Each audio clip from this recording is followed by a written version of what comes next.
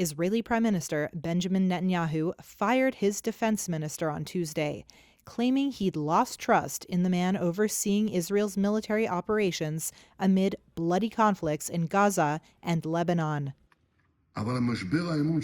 In a video, Netanyahu said differences between him and Yoav Gallant affected management of the war and crept into public. He said their enemies were aware of and enjoyed the disagreements. The announcement sparked protests in the streets by Israelis furious with the prime minister. And for many protesters, they'd been here before. Netanyahu tried to sack Gallant last year, before the conflict in Gaza, only to reverse that decision in the face of hundreds of thousands of demonstrators. Gallant, in a brief statement posted on X, said, quote, "The security of the State of Israel was and will always remain the mission of my life."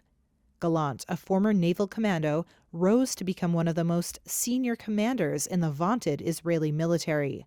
He became a key figure in Netanyahu's war cabinet following the October 7, 2023 attack on Israel by Hamas-led militants from the Gaza Strip.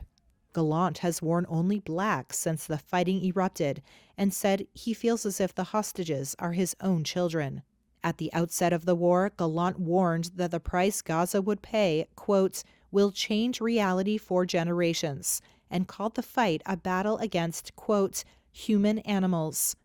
For months, there had been open disagreements between Netanyahu and Gallant, reflecting a wider split between Israel's right-wing governing coalition and the military.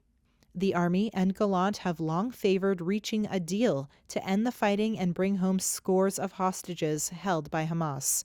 Gallant said the war lacked clear direction, while Netanyahu reiterated that fighting could not cease until Hamas was wiped out as a governing entity and military force in Gaza.